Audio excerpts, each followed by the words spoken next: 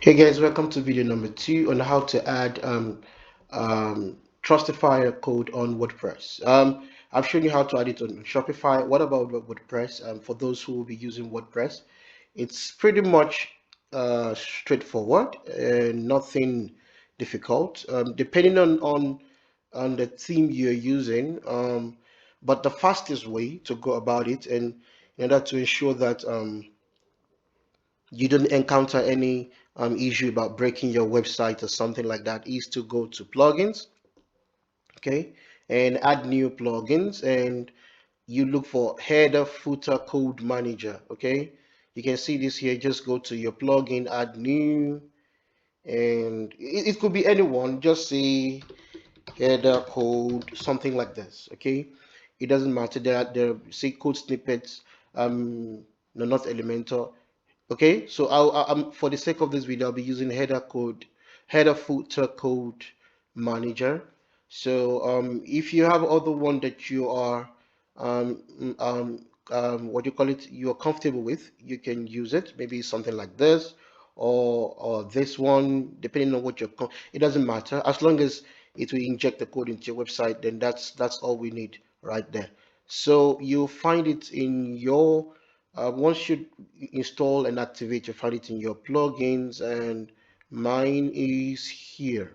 So I'll go to the settings, and what I'll do here is I think I've done one before. I'm just gonna delete it.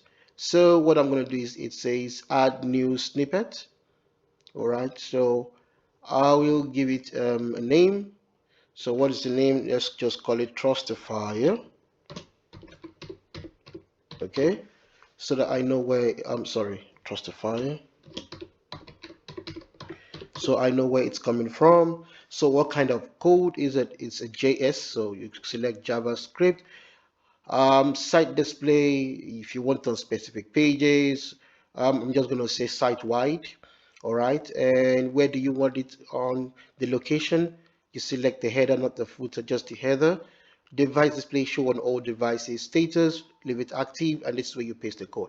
Now remember, so you go here in your Trustifier dashboard, you create a campaign. I'm going to call this what's the name again, purely healthy life. I'm going to call it purely healthy life.